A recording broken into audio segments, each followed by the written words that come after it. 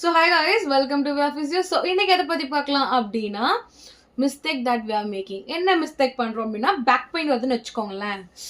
Bend பண்ணவே கூடாது, குனிஞ்சிரவே கூடாது. ஐயோ மூமெண்டா, ஐயோ இது எடுக்க கூடாதா, ஐயோ அதை எடுக்க கூடாதா, ஐயோ இப்படி நகர கூடாதா, அப்படி நகர கூடாதா.